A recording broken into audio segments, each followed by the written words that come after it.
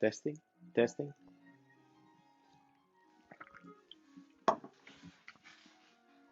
Welcome to the 14th week. And today we're going to talk about not Richard Branson, but intellectual property, a fascinating topic. So let's go to it. As in the previous lecture, you have all the web links uh, in the folder patents. There's some quizzes that you have to do and some videos that are super interesting, and some links to articles. All right, so what will you learn here? So you learn how companies use intellectual property to protect themselves and to protect their business.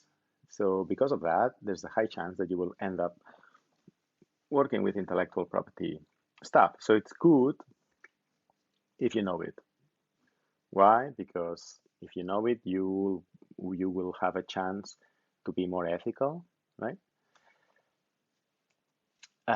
We'll learn a bit about plagiarism, though I know you already know this because the code of conduct. So we'll learn about what is reverse engineering, what is open source culture. And so, first of all, can any of you tell me what's the difference between copyright, patents, and trademarks?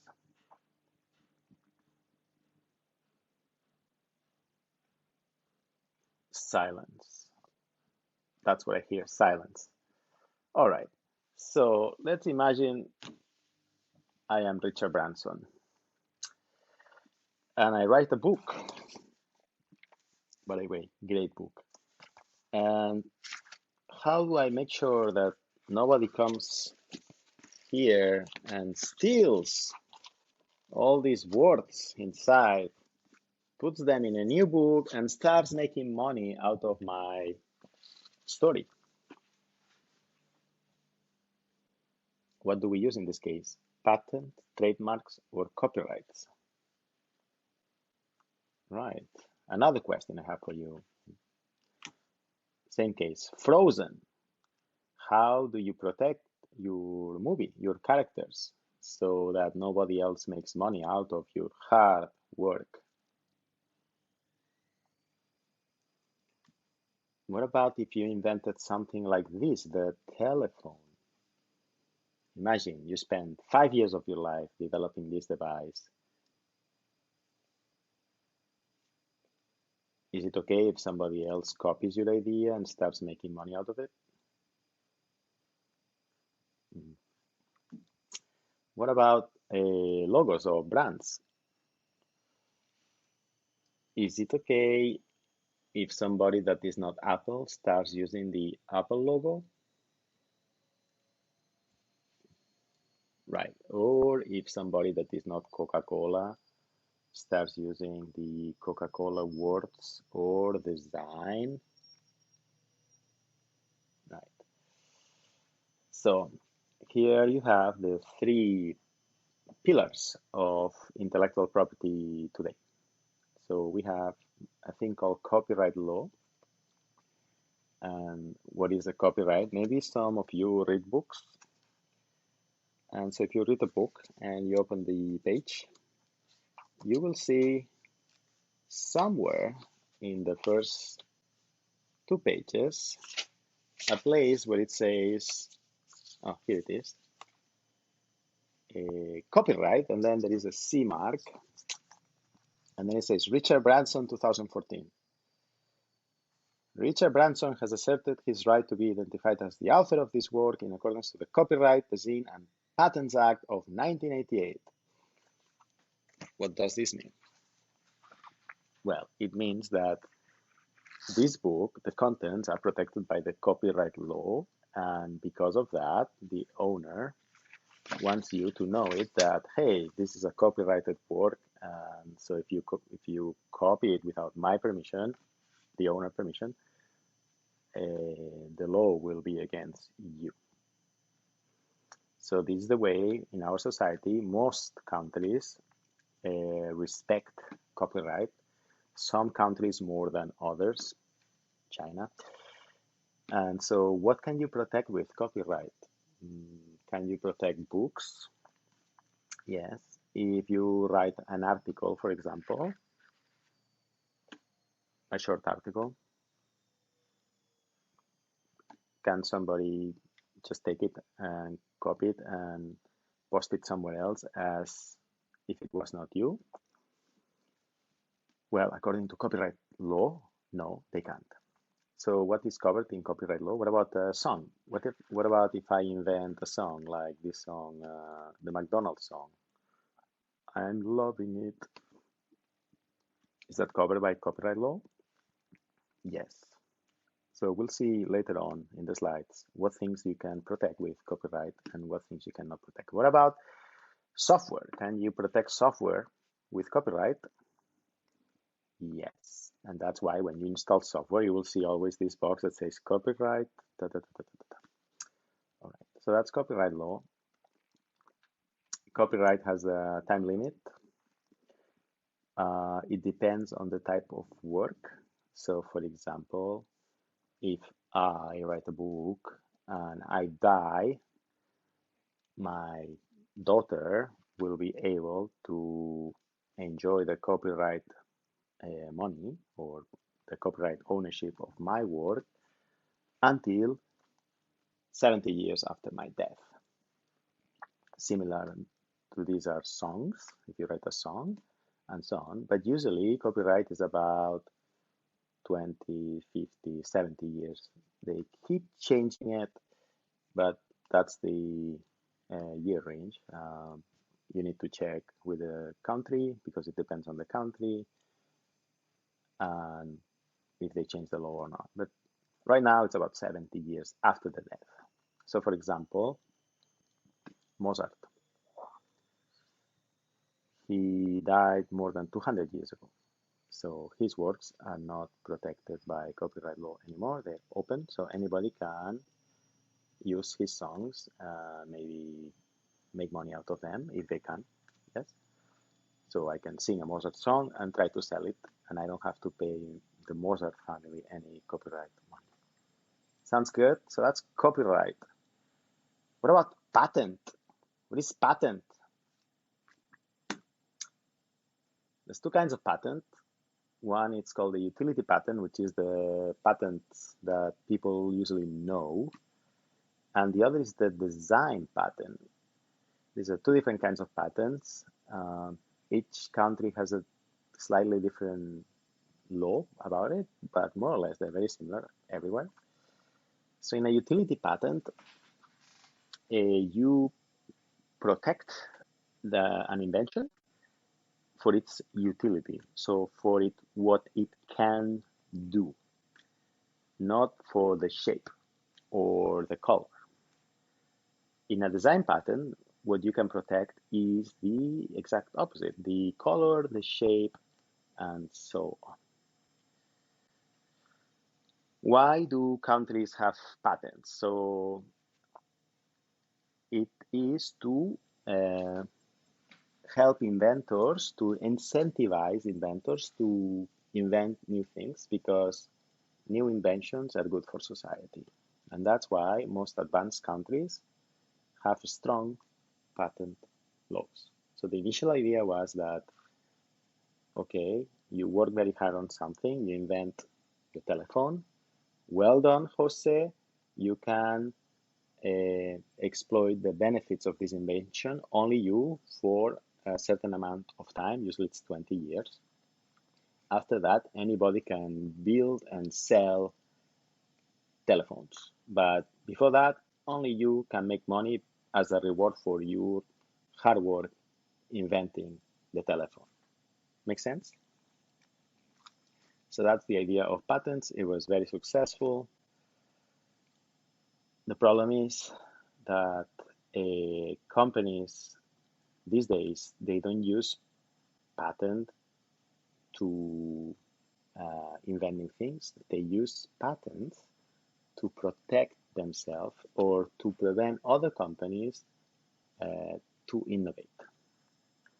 So for example, let's say I have a very successful product, for example, books, and I make a lot of money selling books. Let's say I'm smart and I know that in the future people will maybe buy the books from the internet. So, and they will have a device maybe and read the books on the device. So maybe I will have invent a patent about reading books on a smartphone. Yes. And I own the patent. Yes. So I will use this patent to avoid or to prevent companies that want to commercialize books online, for example, a website or an app. So I'm gonna, when these websites or apps, they try to sell books online, I will go to them. Remember, I'm this guy, and I will tell them, hey, you cannot sell books online because I had this idea 10 years ago and I own the patent and I don't want you to do it because only me can do it. And that's what the patent does. So patents today, most of the time, 90% of the time, they're used to protect old technology. They're used by established businesses to protect new businesses that threaten their business model. Does it make sense? And that is the sad thing about patents. And that's why Bill Gates a few years ago, he said that if, what did he say? He said like, if patents were used as they are used today, when he invented Windows, there would be no progress at all, which is what's happening now. That's why many people are thinking now, okay, how can we need to change this patent law because it's not helping the original idea of progress. It's being used to stop progress most of the time. And then you have trademarks. And what are trademarks? So trademark is similar to a patent, but it's about brands. And why do we have trademarks? So for example, imagine you are Coca-Cola and Coca-Cola brand is very powerful. Basically, if you stamp the Coca-Cola logo on any beverage, no matter what's inside, people are going to buy it because the brand is so strong. So what would happen if anybody could stamp anybody's brand in any liquid and sell it, and it will sell because the brand is strong? Well, you will have people taking advantage of strong brands. And this is what happens with the counterfeits, right? So many female students know this very well. They are experts at counterfeit of luxury bags. So this is a problem. So that's why we have trademarks. And a trademark, what it does is it gives the brand owner the right and the exclusivity that only the brand owner can use the brand name or that logo. For example, in the Coca-Cola case, it's this typography with these letters and this swiveling band. Only they can use this in a beverage.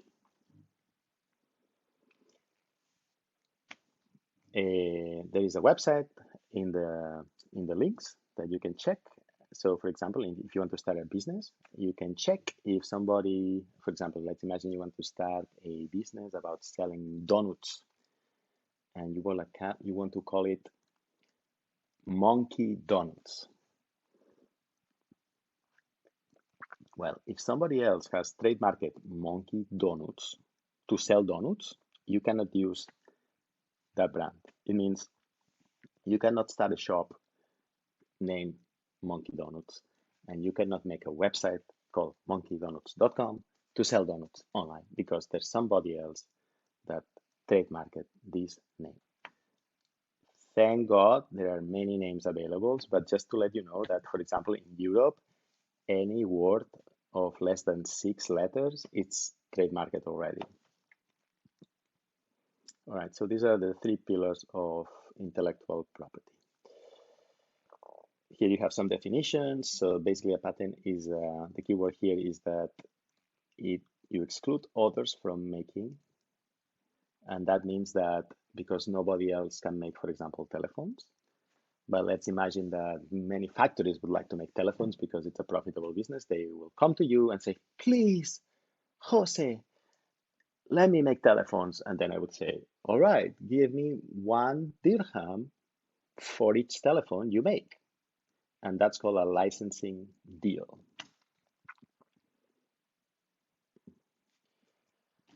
This is how a patent looks like in the USA, and in Europe looks different.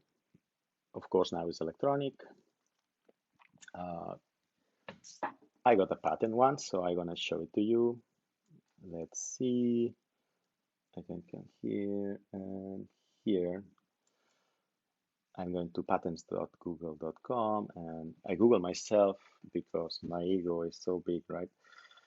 And so here I have one of the patents in the US, and this is one patent when I was studying in Japan, right? So here you can click on a patent, for example, and here's the explanation and what's the novelty of the patent.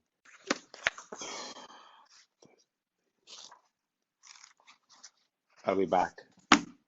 My computer froze, and apologize for that, but it's Tim Cook's fault because it's getting very sloppy with the software. My God, Tim Cook, what are you doing? Ugh. Anyway, where were we? Oh yeah, just in slide number, what? Slide, not even this one. So, slide number, blah, blah, blah, quit.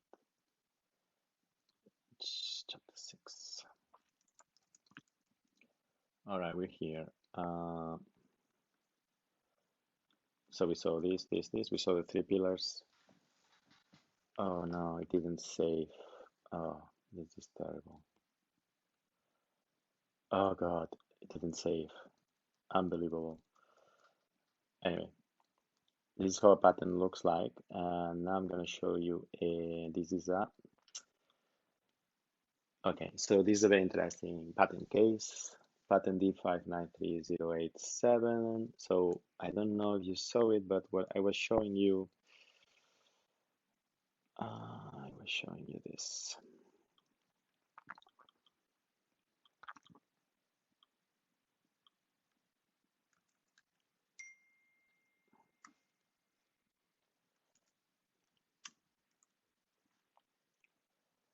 So I was showing you how Google Patents work. So here you can find all the patents, for example, Tesla patent, by company. Imagine you, so I was telling you about this ring, it's called the Oura ring. So it uses Bluetooth and a sensor to monitor your temperature. So imagine you want to invent something like that. So you could go and say ring, Bluetooth, right? So you'll see all the patents related to rings and Bluetooth and sensor and temperature. Right, so wow, so many people. A wearable computing device. Let's see this one. Right? So it's amazing, and the trick here is that to use. So you have. Oh, so this is very similar to this one. The trick here is that you need to look at a lot of patents. So how do you do that? So you can use the arrow keys to flip through thousands of patents quickly. So that's how I use Google Patents when I think I have a good idea. All right, excellent. I'm gonna check this guy is working. Yeah, okay, good. Right, so the 3 pillars, this, and this. So, right, so back to the design patent. So this is a case where, if you remember, in 2006, 7, 8, Apple launched the first phone. And it was a very special phone because it had a flat surface, and it had a bezel clamp on the back. It was very characteristic design. So Apple did a design patent on it. And then when Samsung came up with a very similar design, which you can see there, Apple said, hey, we design patented this, so you cannot produce such a similar phone that looks like shaped like our phone. And so that's how Apple prevented, in that case, Samsung um, making a very similar product. Here you have the definition of trademark and a definition of copyright. There's a thing with copyright, there's a thing called fair use. So for example, let's imagine I make a textbook and I need to show things that I don't own the copyright. For example, an iPhone from 10 years ago, because it's a famous case to show the students how copyright law works. And I will put this in my book. Can I do that? Well, yes, there is a thing called fair use. And when you need to explain something, when you need to take a piece of work, not all the work, but just a piece, a picture, something, to explain something for educational purposes, for example, you can do it. Copyright does not apply. In the same way, if I need to explain important things from this book to you, I can take a paragraph or two and put it here, and I'm not violating any copyright law because I need to do that to show you some important thing. For example, what important message. What I cannot do is put the whole book, but some parts it's allowed, right? The same way I can use the Coca-Cola logo here in this presentation because I need to show an example of a trademark. Coca-Cola cannot sue the university or us because I did that. That's called fair use. You will see here. Good. So in the following slides, it goes in detail. So copyright, nobody can distribute, display, perform, etc., etc., etc. This is the licensing. As we mentioned before, copyrights change all the time, and they always try to extend the years after the death of the author.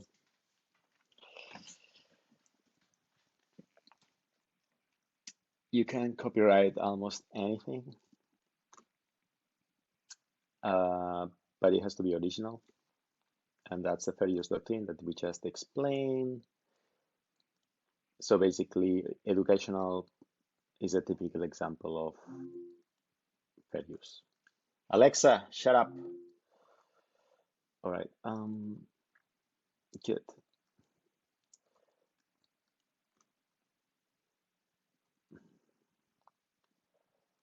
You can skip this one. Digital Millennium Copyright Act, DMCA.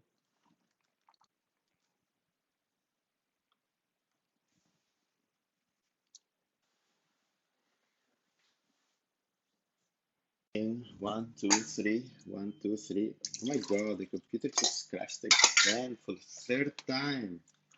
Unbelievable. Anyway, good. Is everybody here back again? Okay, good. So let's continue with patents. Fascinating topic. By the way, this is the Oura ring. You see the sensors there? And you can also see the CE. Let's see. The CE trademark. Can you see it? There. So that means this product is certified to be sold in the European Economic Area. Good. I'm gonna put it to charge. Good. Right. Good. So before we crashed. we were here, Digital Millennium Copyright Act. It's a very old law already, so it's kind of obsolete, but still you may see when you buy a Apple book or a Kindle book, you may see DMCA enabled or not enabled, so it refers to this law. Right, and now we have this interesting slide. Do you know who is G.W.F. Hegel? You don't? I don't blame you. Well, he's a famous philosopher, and if you don't know Hegel, can you still be ethical? Good question, isn't it? Right. So Hegel is a guy that might help you be even more ethical. Right. So here's some slides relating to patents that we already covered, but that you should know the information, so check it before the exam. Patents are granted by the USPTO. It's an interesting thing about the USPTO and the American patent system is that the army can use any patent they want for free because it's the army. That's in America. In Europe, you have the European Patent Office. So I have many friends working at the European Patent Office.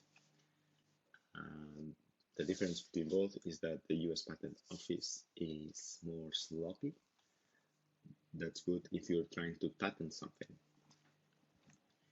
And the European Patent Office is more thorough, mostly because the people working there get higher salaries. So it's more serious. Basically, has a reputation for being more serious. So you can see sometimes in the news that the American Patent Office granted some silly patent to someone, right? And they have to remove it. That doesn't happen in Europe.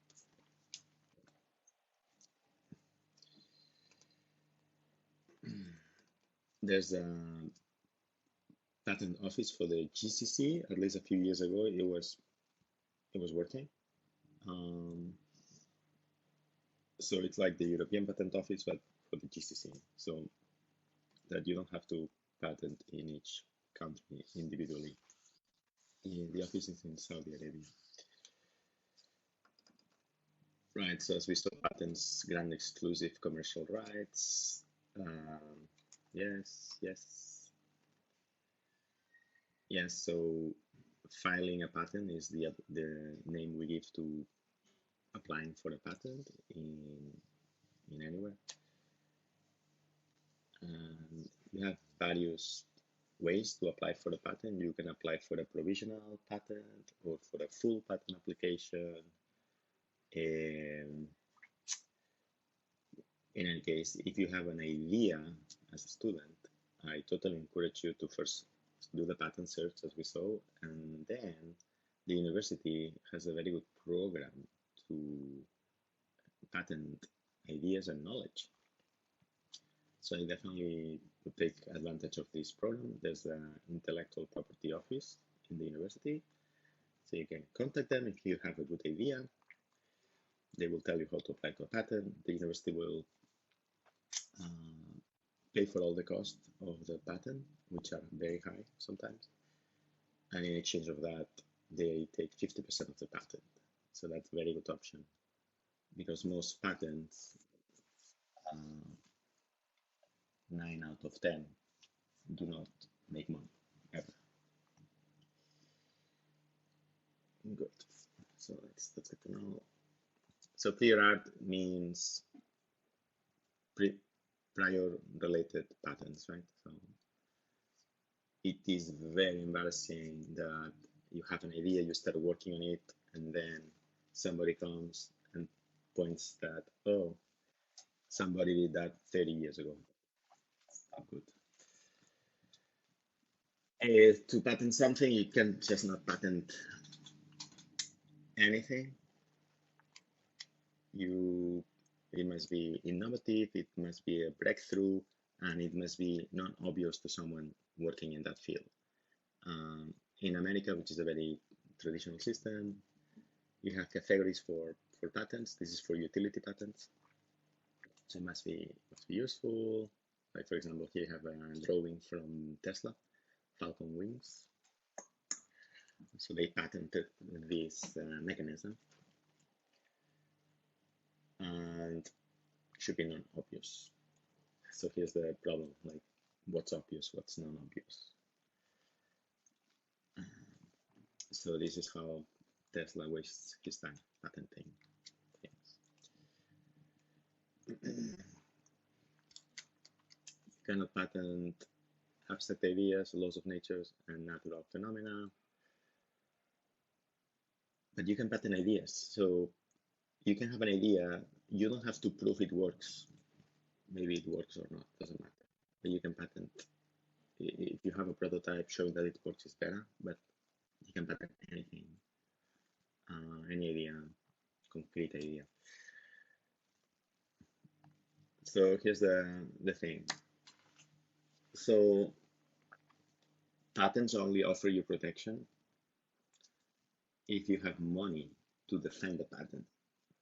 So I'm going to tell you a story from Barcelona.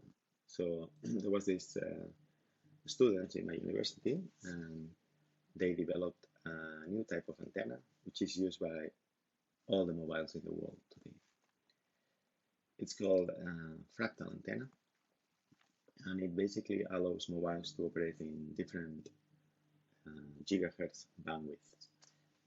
So instead of having to install 2 antennas on every device for each bandwidth or frequency, you only need to install this one because it works for both. This is truly amazing because it saves a lot of space and money. So they invented that while students, and then they patented, they got a patent, and then they commissioned a factory in China to produce them the antennas.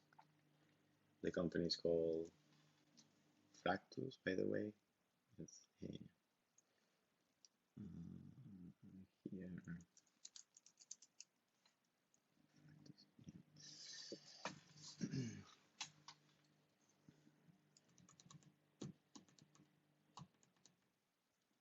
Yeah, here you have some. So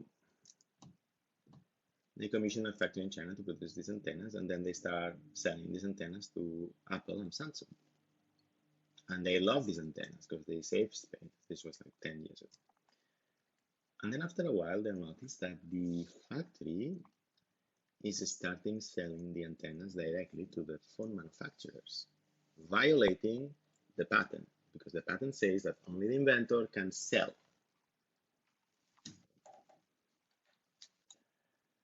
So they knock on Apple's door and they say, hey, you are using this antenna, but we have the copyright and you are using it without our licensing. So what do you do? So they went to see the Apple lawyer, and what happened? Well, the Apple lawyer started laughing at them, and he pointed at a list of companies he had written on the board, and he said, do you see this list? All these companies are suing me right now, and you are the last one on the list. And what does this mean? So you have a very small company with not a lot of money, and you have a very big company with a lot of money. And to win a battle like this one, you usually need to spend $5–10 million.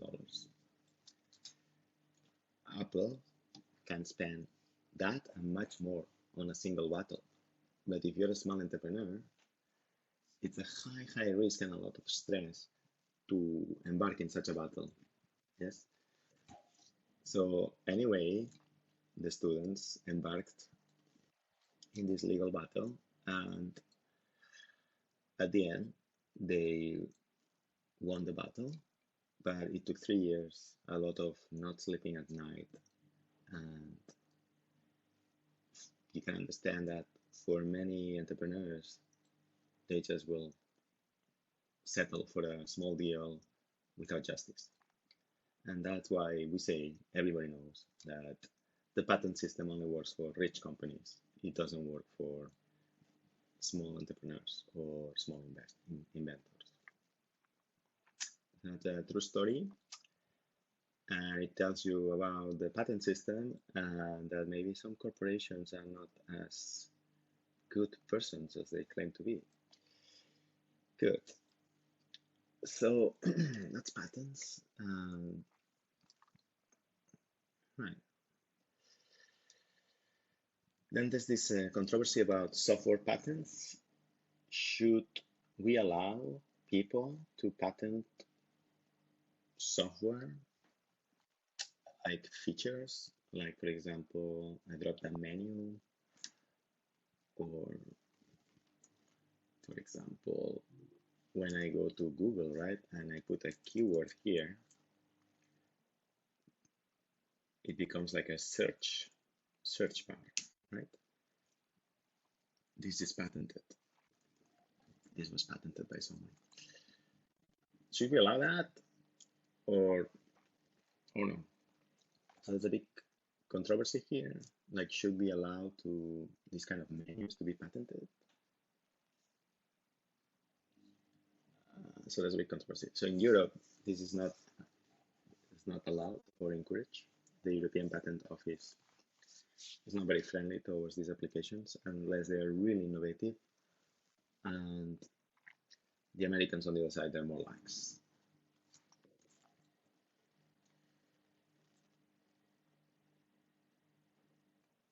So as we said before, we know that the companies, they're not using the patents to innovate, they're using the patents to just stop other people innovating. I was talking about searching before asking.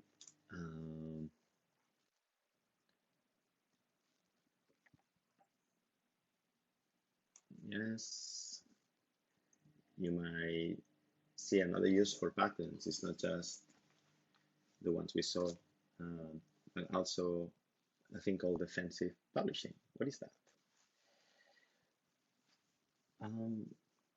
Well, that's a way to disclose information. So let's say you're a company and you discovered something, but you don't think it's worth patenting. But you know that if a big company comes and patents that, they will use it against you if you don't patent it. So one way to avoid that is to disclose this new way to do a thing, because once it is public, the patent law says that you cannot patent things that are already known, and known means that have been published before, or shown in the internet before, or appear in a patent that a few years before you apply. So that's called defensive publishing. And when I say a patent, it can be a patent application that failed or that didn't go through, or but once you do that, it becomes public after a few years. That's called defensive publishing. Another way to do defensive publishing is publish an article in the press or in a blog post in a journal or a newspaper or an academic research publication. Good. You might hear about patent trolls. So these are companies. There was a company called Random Bus.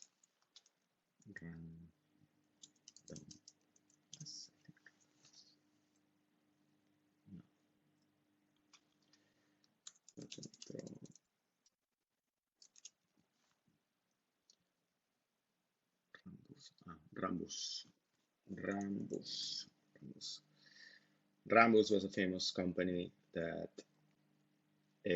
what they did is it's an office. They don't build anything. They are famous for being patent trolls because what they do is just lawyers buying patents, and then when they have enough patents that they can block some innovation, like this one, for example, and Imagine that you patent earphone charger case. Well, then they will use this to say, hey, you make a lot of money with this. So at the beginning, they will not say anything, but then they will say after a few years, hey, you make a lot of money with this and you're using our patents. Where's our money? Even though they are not the original inventor, but maybe they bought the patents. Usually inventors patent something and they might sell it if somebody offers a bit of money. So what some companies do, like Rambas, they start buying lots of patents. And then when they have many patents about something, they go to the company and say, hey, pay us some money. So that's called being a patent troll. This is not why we invented patents, but the law system is the way it is. As we mentioned before, it's always behind the reality. It needs time to change and adapt. Yeah, so that's patent trolls. There's another thing called submarine patent. This happens, for example, when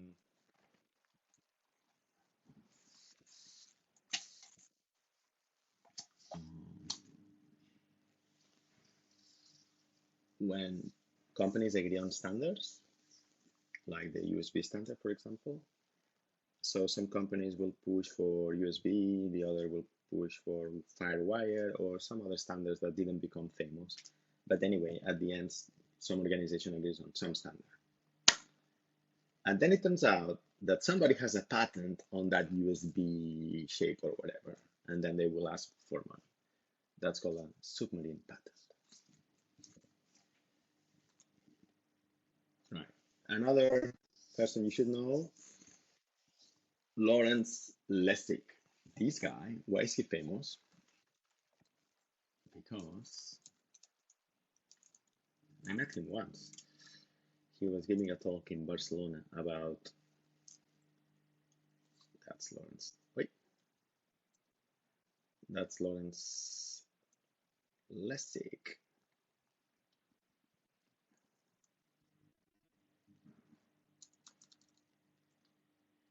So he's famous because he invented something called Creative Commons. And what is that? Well, Creative Commons is an alternative to copyright law.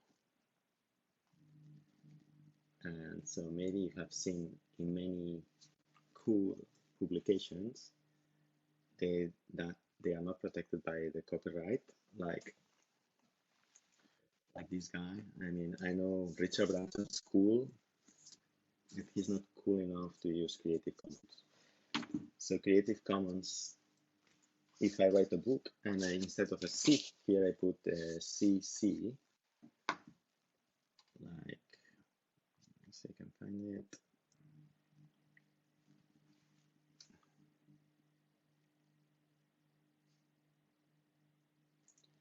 If I put this sign, this means that the contents will not be protected by copyright, will be protected by the Creative Commons law or definition. And that means that you may allow people to use parts of your books to make a better book, right? So these Creative Commons came from the frustration, for example, that many people make YouTube videos, right? And you want to use some music as a background in your video, but the music is protected by copyright. And because of that, you make this new interesting video, and a part of the video uses some copyrighted piece of music, and because of that, YouTube will remove your video. Even though it was a small, tiny amount, and the video you made is absolutely amazing, but because you use somebody's copyrighted thing, you kill the work. So he thought this was wrong, and the reason is because the copyright law is so strict. So he said, many people, many authors actually, in reality, they don't receive a lot of money from the copyright. Most of the copyright money goes to the publisher, which already has a lot of money. So he said, you know what? I'm gonna make a new copyright system license called Creative Commons, where the author can decide if somebody can use their work for free. And it also means that nobody else can take this content and make money out of it if the original author doesn't want to. So in this way, he made it that free content remains free, and that's how it works. Super interesting system.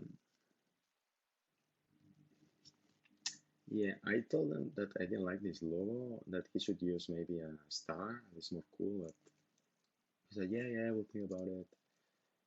Anyway, that's Lawrence Lessig. Cool guy. Trying to change the world. And finally, so we saw the three pillars of intellectual property, which are patents, copyrights, and trademarks. Okay. And then you have trade secrets. So there's the trade secret law.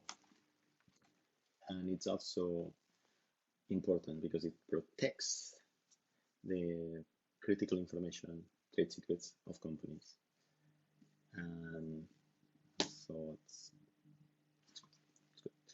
good to know. Has a few advantages over patents and copyrights.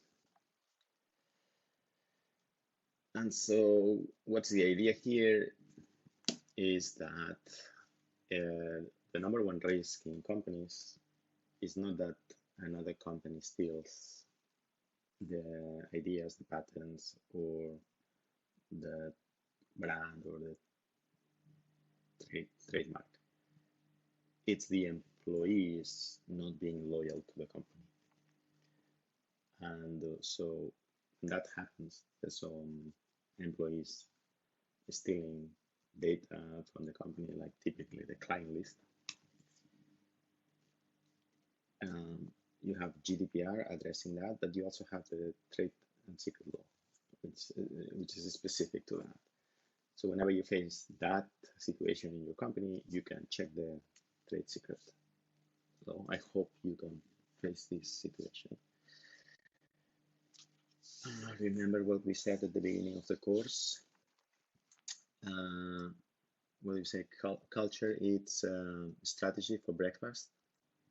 Do you remember that? Well, of course you don't, because we didn't say it at the beginning of the course. But anyway, culture eats breakfast for no, culture eats strategy for breakfast. That's what we say. So if you have to rely on laws to keep your employees on your side, just forget it. Right. There's a thing called NDAs, non-disclosure agreements, very popular in the USA, less in Europe.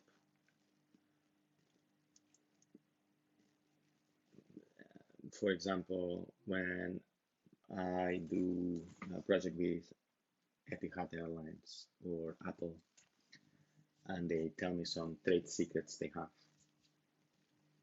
For example, when we did this project with Etihad Airlines, we got access to all their data. So we had to sign a NDA with them, saying that I promise not to first to take care of the data, and then not to use it for any other purpose than the research, and to keep it confidential. Otherwise, I'll be in trouble, right? So that was an NDA we signed with them. Another NDA we signed with Apple when we do some collaboration with them. So my friend at Apple will say, hey, I need help with this problem, but for you to help me, I need you to understand a few things we're doing inside Apple, so can you sign an NDA? And then, okay, so sign an NDA, and then he tells me some silly things, and then I said, talk to this guy, talk to this guy.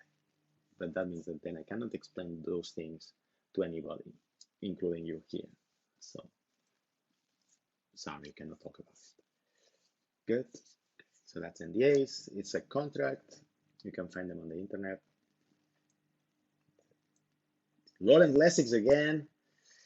Right. Here are another few keywords issues that you can check them on the book. Usually I will ask some question in the exam. Definition of plagiarism, open source code related to Creative Commons, very much related, and so on. Cyber squatting, what is that? Check it out by yourselves. So you know plagiarism very well, so we will not go into that.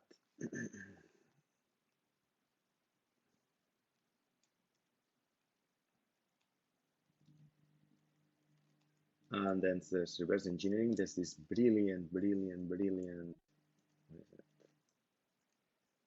Brilliant,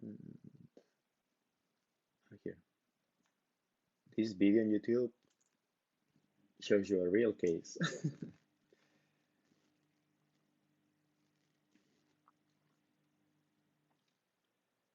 It's an absolute brilliant series called Halt and Catch Fire.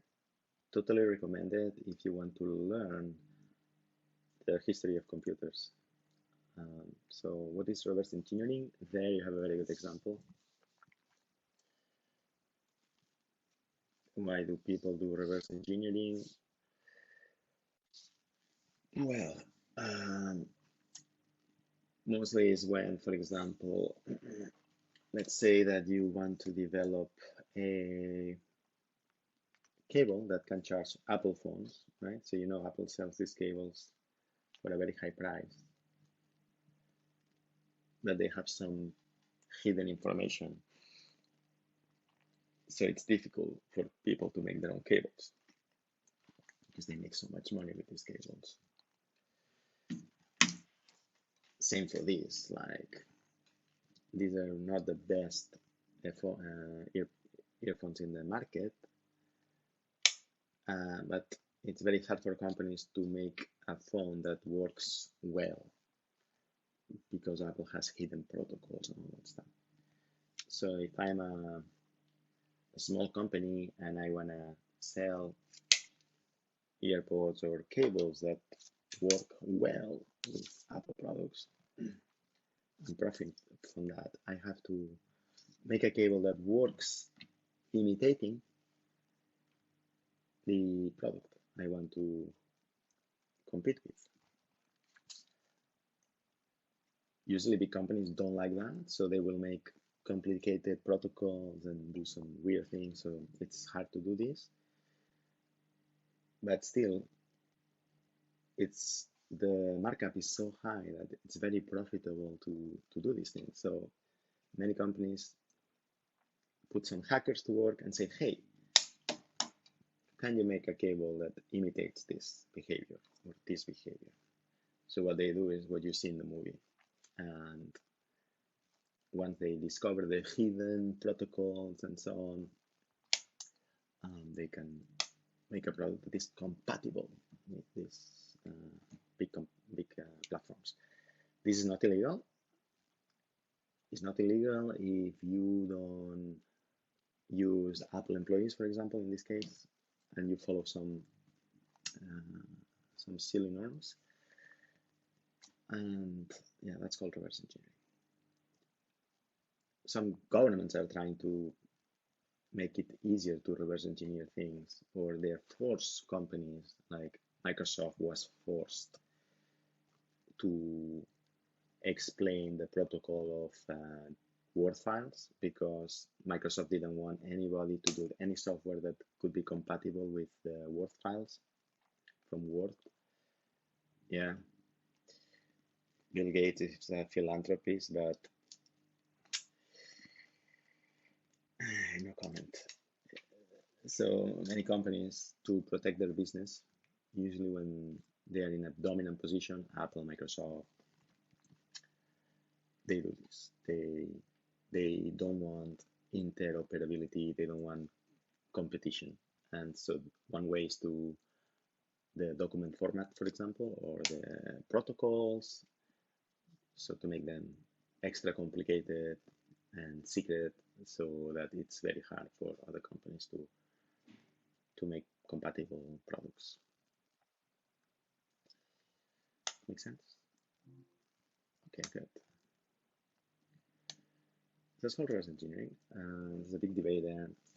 But Alexa, cállate. I'm sorry.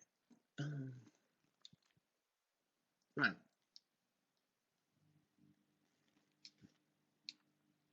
Yeah.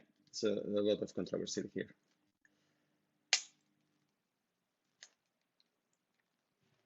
And then you have open source code. So open source code will take a full course.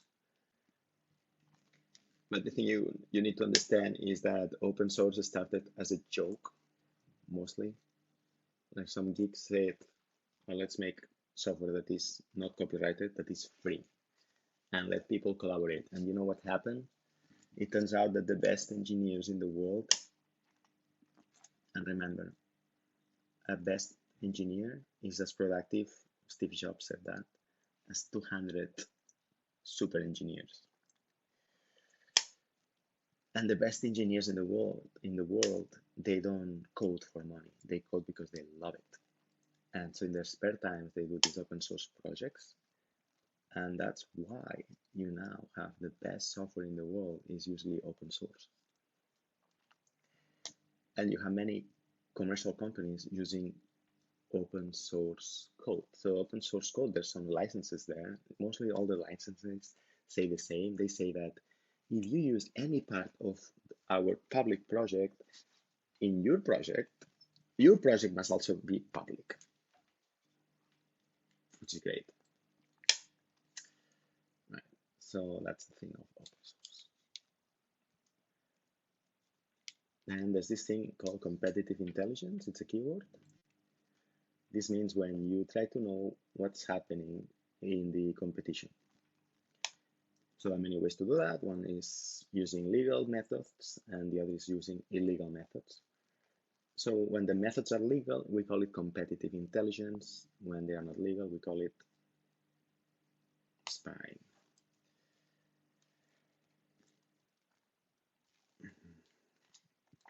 Here you have a checklist. So remember the slippery slope. So if you don't want to be trapped in the slippery slope when your boss asks you to research the competition, here's a checklist that you can use.